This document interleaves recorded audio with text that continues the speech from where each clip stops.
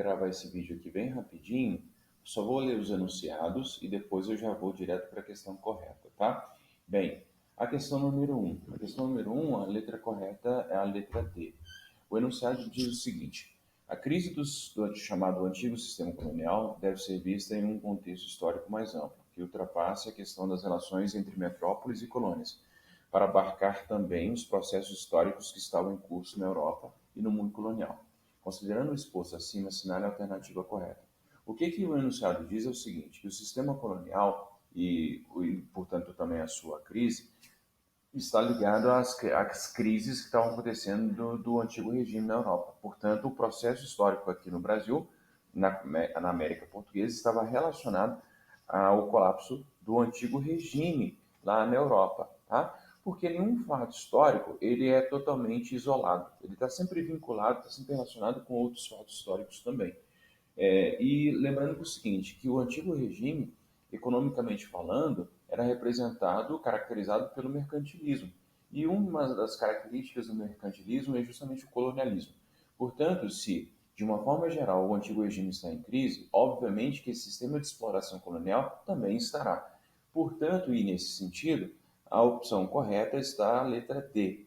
No Brasil, movimentos de contestação da ordem colonial, como a Inconfidência Mineira e a Reconjuração Baiana, estavam inseridos nesses processos históricos mais amplos de lutas contra o absolutismo, o mercantilismo, os monopólios e privilégios. Esses e outros movimentos de contestação nas colônias e na Europa estavam minando as bases do antigo regime, justamente porque, principalmente uma colônia próspera como era o Brasil, se ela conseguisse a independência, Portugal, portanto, iria entrar em colapso econômico, porque Portugal dependia muito do Brasil, das atividades comerciais que aconteciam aqui, né? Então, portanto, seria aí um forte impacto. Portugal sofreria um forte impacto se perdesse a colônia, como sofreu efetivamente um pouco tempo depois.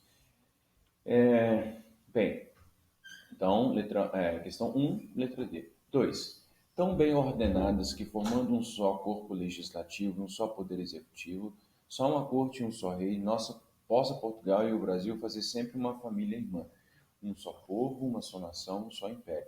As palavras do político Clemente Pereira estão relacionadas. Bem, o político aqui, que é um político português, ele está fazendo uma apologia da colonização. Ele está dizendo que Brasil e Portugal são nações irmãs. Significa dizer, portanto, que são indissociáveis. O que ele quer dizer, no final das contas, é que Portugal não pode permitir que o Brasil consiga sua independência.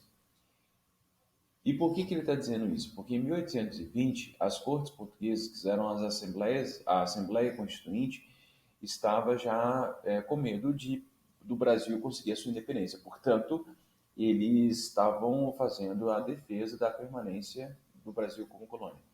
Portanto, a opção B está correta. As expectativas das cortes portuguesas que já manifestavam preocupação com os destinos do Brasil. Questão 3. Leia o texto. O heróico Tiradentes, calmo e solene, foi conduzido vestindo a túnica branca dos condenados da prisão da Rua da Cadeia, hoje Rua da Assembleia, e pela Rua do Piolho, acompanhado por 2 padres e uma guarda de 100 baionetas, fazendo preces até chegar ao cadafalso. Ali, deu o dinheiro que tinha aos seus executores e, depois de repetir com seu confessor o credo católico, gritou: cumpri a minha palavra, morro pela liberdade. Bem, o que acontece é que esse texto está fazendo uma grande defesa, está ritualizando o enforcamento do Tiradentes, inclusive quase sacralizando, na verdade, é como se fosse um grande mártir da causa da liberdade, né? Portanto, ele está fazendo aqui, dando um aspecto heróico às ações do Tiradentes. E isso tem um propósito, é fazer com que o Tiradentes efetivamente se torne um herói. Esses textos, esse tipo de elogio do Tiradentes aconteceu muito tempo depois do seu enforcamento, porque na época a maioria da população, ou pelo menos os registros, ou a forma como a colônia recebeu o enforcamento de Tiradentes, foi uma forma muito fria, e em alguns lugares inclusive perseguindo Tiradentes. E a metrópole fez questão, inclusive, de passar uma ideia de que Tiradentes era um malfeitor, que era um criminoso e por aí vai. Portanto, naquele período, a figura de Tiradentes não era tão heróica assim. Só 100 anos depois, na época da proclamação da República, é que Tiradentes se torna de fato um grande herói. Bem, a opção correta é a letra D, porque de fato os movimentos as revoltas reformistas, como a Inconfidência Mineira, se baseavam nas ideias mais radicais. Que ideias mais radicais são essas? A proclamação da República. Quem defendia a proclamação da República nesse momento era mais radical. De uma forma geral, os iluministas acreditavam que era um sistema político interessante seria a monarquia parlamentar e não a república. E aqueles que defendiam a república eram geralmente mais radicais. Tá bom? Então, questão 3, letra D de dado. 4. Ao mesmo tempo em que se desenvolvia em Portugal uma política de reforma do absolutismo, surgiram conspirações na colônia. É importante dizer aqui nesse momento que o iluminismo chegou em Portugal não pelos movimentos sociais, mas chegou por meio do Marquês de Pombal. O Marquês de Pombal era o primeiro-ministro do rei Dom José I e ele fez, por meio das ideias iluministas, reformas administrativas e reformas políticas.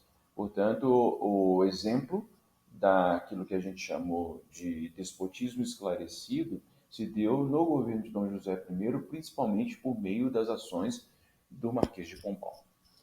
Continuando o texto. Elas estavam ligadas às novas ideias e os acontecimentos ocorridos na Europa e nos Estados Unidos, mas também à realidade local.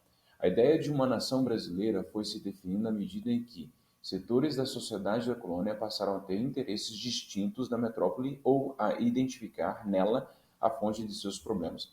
O que a elite, principalmente influenciada pelo iluminismo, a elite econômica, a elite intelectual, estavam percebendo é que o domínio colonial já não era benéfico para essa elite. Então, portanto, eles precisavam romper para se desenvolverem plenamente.